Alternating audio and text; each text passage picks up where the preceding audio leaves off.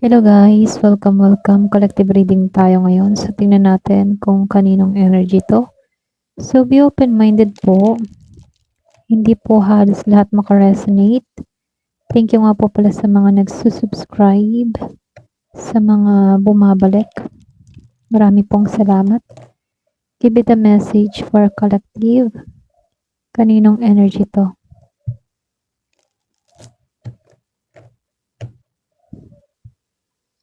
Give it a message for collective. Kaninong energy to?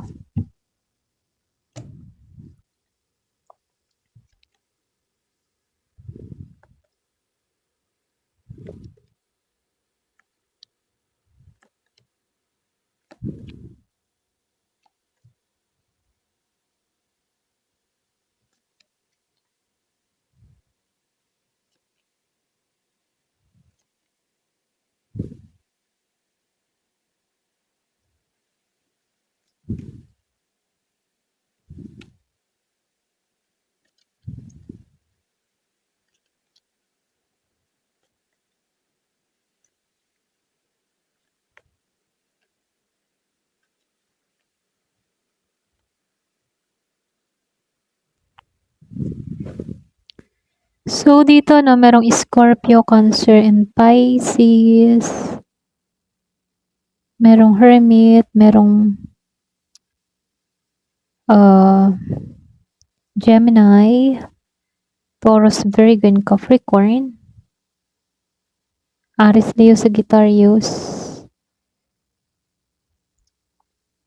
So, halos lahat naman nandito. Okay? Ayan, so start na tayo. So, dito, no, merong 5 of Cups, Strength. Yung iba sa inyo, no, meron ako nakikita ditong tao na nagsisisi to. Sobra yung pagsisisi niya. Nakaranas to ng lungkot dito sa 5 of Wands. Or, 5 of Cups. Para ba siyang nanghihinayang? Okay, pwedeng nanghihinayang siya kung bakit kanya pinakawalan. Meron siyang mga bagay or relasyon na hindi pa lubusang nalalagpasan sa panahon ngayon, Pero kahit nasaktan siya, patuloy pa rin niyang kinokontrol yung kanyang emosyon. Ito lang nakikita ko. Nananatili itong matatag sa sitwasyong kinakaharap niya rito. Pero dito, unti-unti na siyang kumakawala sa mga toxic or sa mga toxic na isipin. Nasa panahon siya ng ng self-reflection. Okay? So, nakikitaan ko lang dito, meron lang ditong tao na para bang mas pinili niya mapag-isa or mas pinili niyang mag-isip ng mag-isa. Ganun. Para bang nasa panahon siya ng self-reflection. Pero dito, malakas yung tema ng pag-ibig or pwedeng soulmate. Maaaring mahalagang desisyon tungkol sa relasyon yung nauugnay dito. Two of Pentacles and the Sun. Kung tutuusin, marami tong binabalanse ngayon. Yung sitwasyon niya, yung oras niya, yung trabaho niya, yung pera niya. Okay?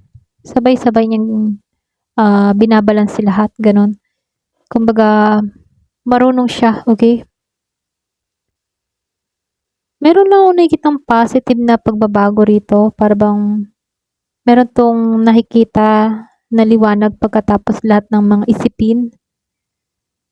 Para bang meron ditong pag-asa pa na sasabog dito. Okay, or patungo rito. Ganon. So, dito, yung iba sa inyo dito sa The Star, para bang ikay nagpapahiwatig dito kung sino man to. Para siya yung klase ng tao na very independent, tahimik, malalim mag-isip pero buhay na buhay. Ganon. Kumbaga, hindi siya nawawalan ng pag-asa. Ganon yung energy ng taong ito. Malakas ang loob. Kaya ang lahat, okay? Kaya yung mga pagsubok na dumarating sa kanyang buhay. Laban kung laban, okay? Ganon lang yung energy ng taong ito. So, nakikitaan ko rin dito, yung iba sa inyo, para bang may mga pinagdadaanan pagdating sa finance. Para bang pagod na siyang lumaban. Gusto niya nang bitawan yung kanyang mga dinadalang bigat, kanyang mga problema. Gusto niya nang makawala rito. Okay? Kaya lang, nakaranas to ng matinding betrayal itong tao na to. Para bang meron tumatak sa kanya, pero dito nagsisimula yung bagong yugto. Alam mo yun? May masakit, may pangyayaring hindi kaaya, pero dun matatapos ang lahat.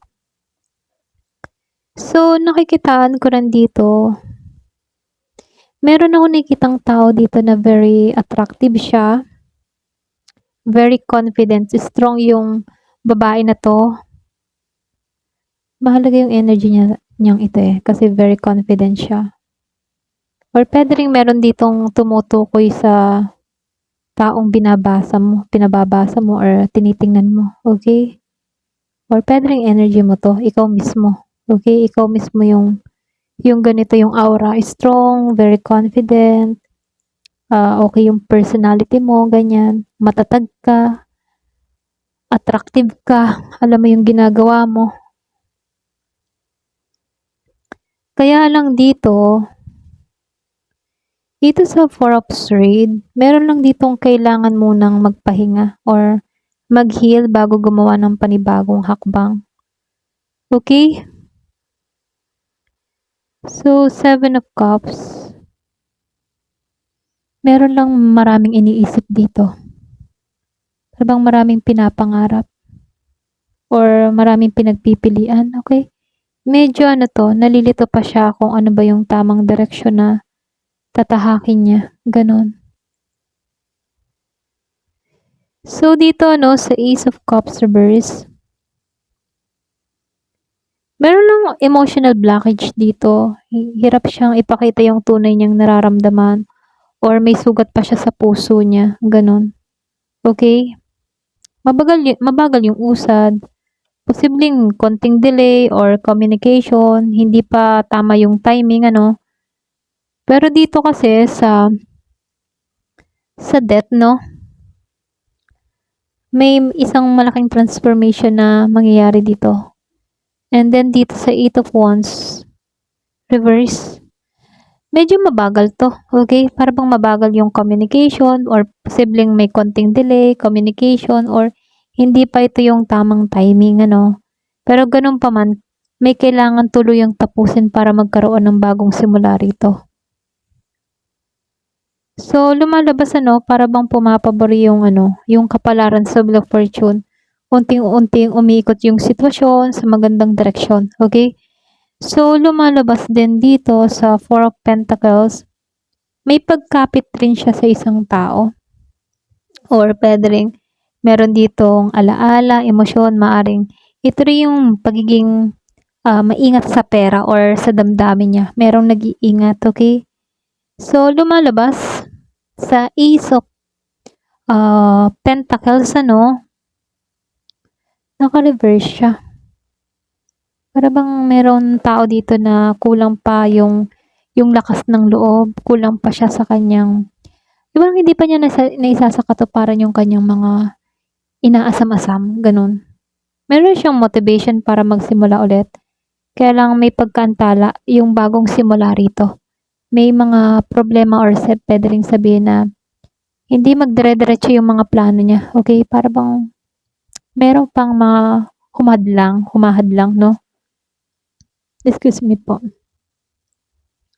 So, dito, yung energy dito, meron ako nakitang taong nasaktan. So, maraming pinagsisihan man, okay? Parang yung sa unang basa kanina, may mga pagsisisi din. Para bang dumarating to sa matinding pagbabago, Pero, unti-unti na naman itong bumibitaw sa nakaraan, okay? Malakas yung connection nyo dito. Ito lang nakikita ko. Lumabas na naman yung The Lovers tulad doon sa unang basa. Mukhang hindi pa ito yung tamang panahon para sa pag-usad ninyo pero pinapakita kasi dito sa The Sun, itong Wheel of Fortune, na merong pagbabago or pwede ring bagong pagkakataon na naghihintay or matatapos, okay? Yung parating sa inyo. Ayun. Ito na yung nakikita ko. Kumbaga may pagbabago na mangyayari at magaganap sa inyo. Okay? So kung kanino mang energy 'to 'no, kumbaga nakikitaan ko dito na merong malaking pagbabagong parating. Ayan, so hanggang dito na lamang po. Thank you for watching. Love and peace.